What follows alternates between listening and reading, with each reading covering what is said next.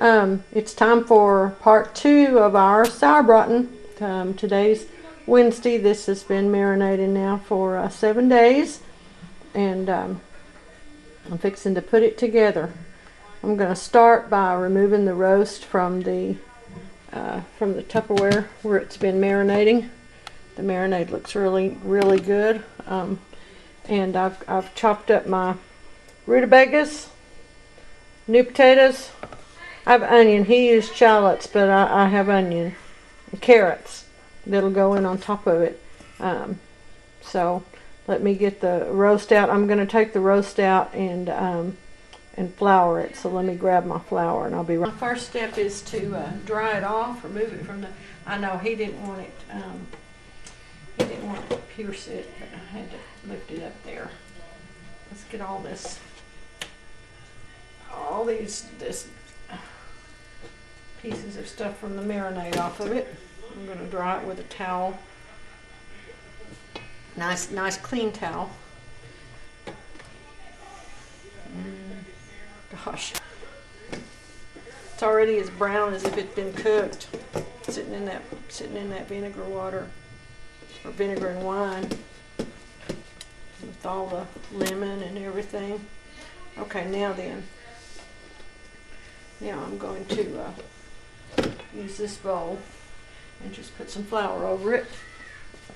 There we go.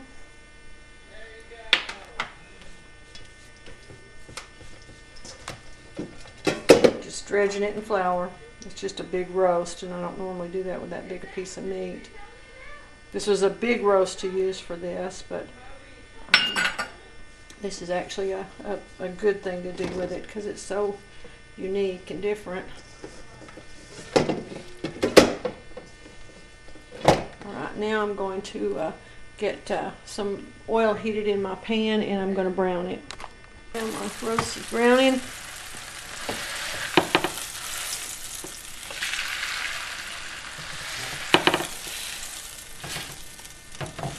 On this other side. Probably turned that too soon. I'll have to turn it over again.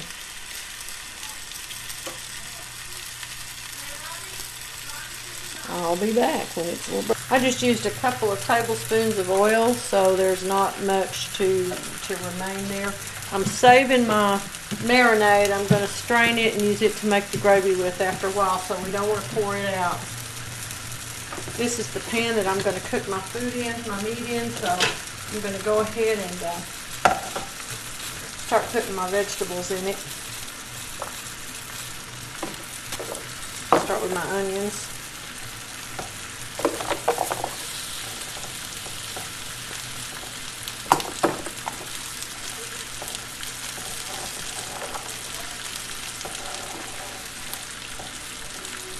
This is still seething, but I've turned the heat off. I'm going to add my carrots.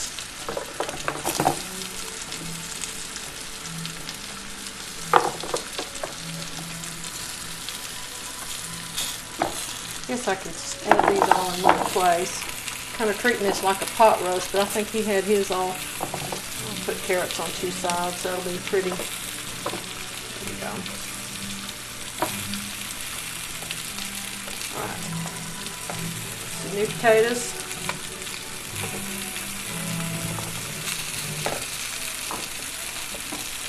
There's going to be a lot of food. We'll have to find a way to share this. Okay, there's my rutabagas. The rutabagas look like turnips, except they're yellow. Otherwise, they look like a turnip. Purple top turnips. One of the people I subscribe to, the Peachy Prepper, she came over and she thought they were turnips because my color on my camera is not so good. We've ordered a new one, so hopefully it'll be in soon. Alright, now I'm going to strain my marinade and use that right over it.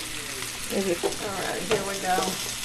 This is dandy. It's got this little handles on it so I can hold it real easily.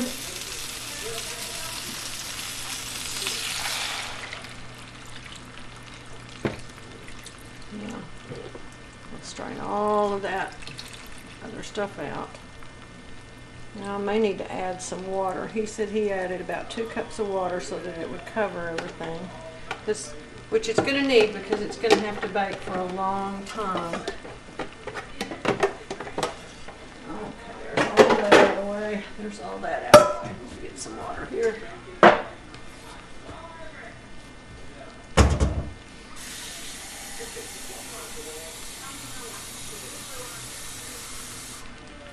All right, there's 2 cups of water. Okay. Right, now I'm going to cover it with foil, and then we're going to bake it at 350 degrees Fahrenheit for 3 hours. While it's baking, I'll be getting some other things together so that I can show you at the end. Right, I'll be back. While that's cooking, I was just going to show you all now. Contingency Preps, he used his blender to whir up his ginger snaps real quick. But if you don't have a blender, the old-fashioned way that we always did it, and we use this to crush crackers for cracker meal or anything like that, is just to use a rolling pin. And I actually have 3 rolling pins. I have one for pastry and one for tortillas, and then I have this one that I use for everything else. And I don't ever wash any of them. You wipe them off with a clean dry towel when you're done, but you don't use them on anything that's wet either. So but anyway, so this grinds these into powder, and then I'll use my little bench scraper to pick it up and put it into my cup there. And I just wanted y'all to see that little piece of the preparation. Thank you, darling. All right. Contingency Preps used a packaged mix to make his potato pancakes with, and he said these are often served with potato dumplings too. But he's from New York, and potato pancakes is what his family had. Well, Paul reminded me that Thelma, his mother, made potato pancakes too. And although she was from New York too, but her background was Irish. And there's probably some German in there too. But because of her Irish background, I'm going to make an Irish version of potato pancakes in Thelma's honor. And these are called Boxty. And the only difference from them and the German kind is that these include some cooked mashed potatoes as well as some shredded potatoes. So and of course I always have some pre-baked potatoes on hand. So I'm going to use that instead of a raw one to grate, to include. I think they'll just cook a little bit faster, and it'll save me a little bit of time. And also, I'm making a tiny batch of this. We have so much food here. So I boiled 1 little potato to mash, and I'm using 1 little potato, or medium potato, shredded here. This is a really good way to make your own hash browns. Use your baked cold potatoes. You can shred them right up, and then all you have to do is brown them. You don't have to cook them through. Plus, they shred a lot faster that way too. All right, there we go. You've got to mix this. Whoops, get that ready there. Okay, in my bowl here, I'm going to mix a 1/4 cup of flour, 1 egg. Now, if you double this, you're still just going to use 1 egg. But you can't cut an egg in half, so that's why I'm having to use a whole egg. But a double amount of this recipe, using 4 or 5 potatoes, you'd still just use 1 large egg. Okay, and a little salt. I'm going to use about a teaspoon of salt.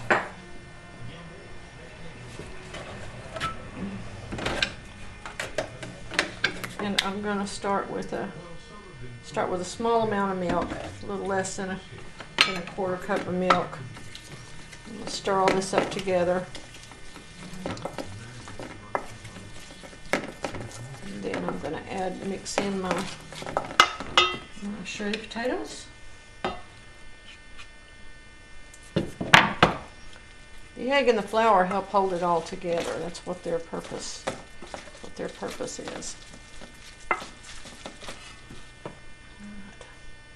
And I'm going to throw my mashed potatoes in there.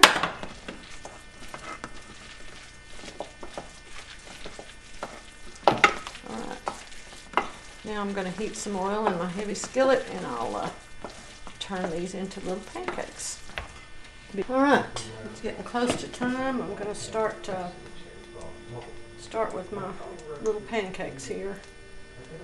I've got some, the recipe calls for using unsalted butter, and since I had some, I went ahead and used that. You can use regular butter to fry these in.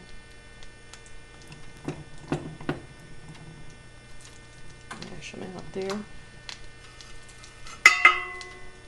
See, this makes a lot, even just 2 potatoes makes a lot of potato pancakes.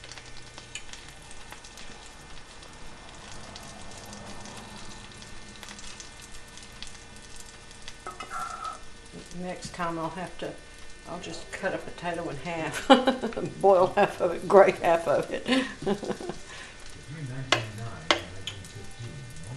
I might be able to freeze these or reheat them in the toaster oven. I agree, toaster ovens are great. We don't have a microwave anymore. Ours went out, and I realized I used it for nothing but reheating things. Well, I heat, you know, I can heat liquid in a pan or heat water in my little electric kettle, and regular foods I can heat in the, if they're fried or baked, they're going to heat better in the toaster oven anyway than they do in the microwave. So I haven't missed it. I originally thought, well, I'd get a new one eventually, but I was busy and I didn't want to mess with it right then. And I've discovered I don't miss it at all. So so that's good. No more of those weird waves in the house. Just have so many appliances to do so many different things. All right, I'm going to let these fry a little, and then I'll turn them when they're looking done on the edges, and I'll be back and show you when I start taking them up. All right, taking up the rest of the potato pancakes, and I'm gonna set these in the oven after I turn it off, and let them stay warm while I make my gravy. I don't know if you can see those. Let me show you. See those? Let me throw my pan over here. There we go. There they are.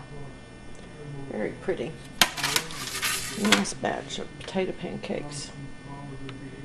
Oops. All right. Time's up. Oh, that's beautiful. My goodness. I need to lift this up here a little bit and let you see how beautiful that is. I can get you a better look. Oh, that looks tasty. All right, I'm going to, let's see, I need some bowls here. I need to pull the vegetables out. I'm trying not to disturb the meat. I'm going to see if I can take out the vegetables and then dip out the broth so that I can make my gravy in a pan.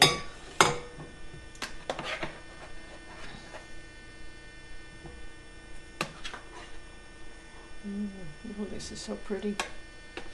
I love pot roast. This is like pot roast kicked up 50 times.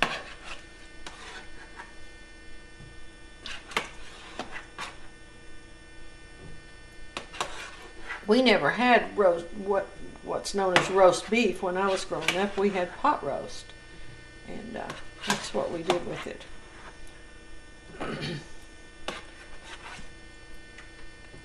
In fact, I didn't eat actual roast beef, well, you know, Arby's, but not the real thing until Paul and I got together, and their family does a traditional English Christmas with roast beef and Yorkshire pudding and all those lovely things. And so I got to learn about all kinds of new foods, so that was a lot of fun.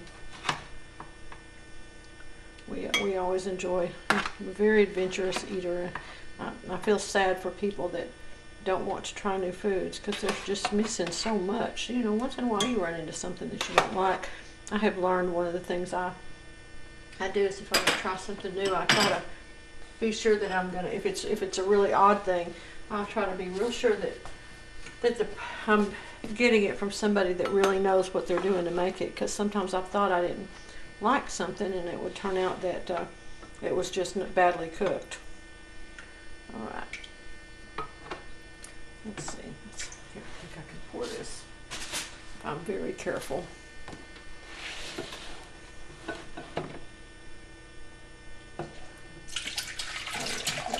And I'll just get those vegetables out of there.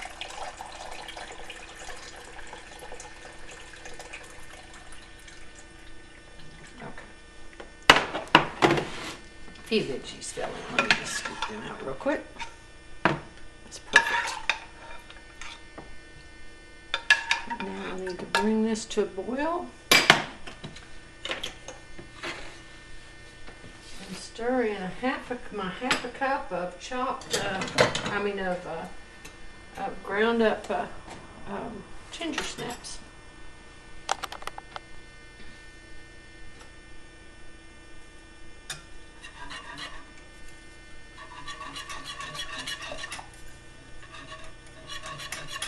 Oh, and I nearly forgot.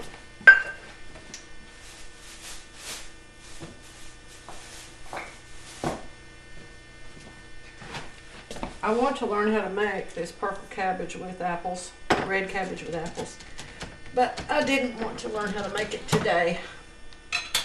So I'm just going to heat some of this for us.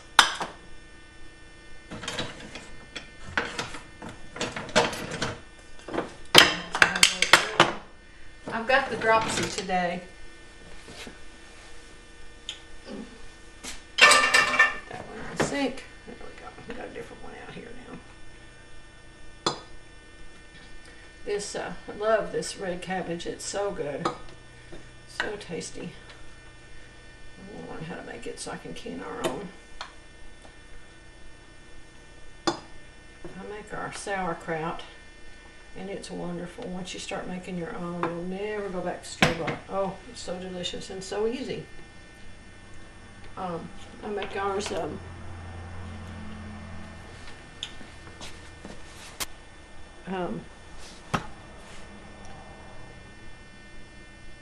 I make up just a small amount at a time, and then have it in the fridge. But I need to, I guess, can some, make some bigger batches so that I can can it.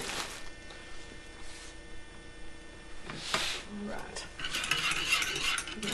Oh yeah, there's that thickening up nice. Okay, all right. I'm going to plate this up now and be right back with you. Here we have it. Beautiful, beautiful meat, potatoes, rutabagas, cabbage, carrots, potato pancakes. Looks lovely.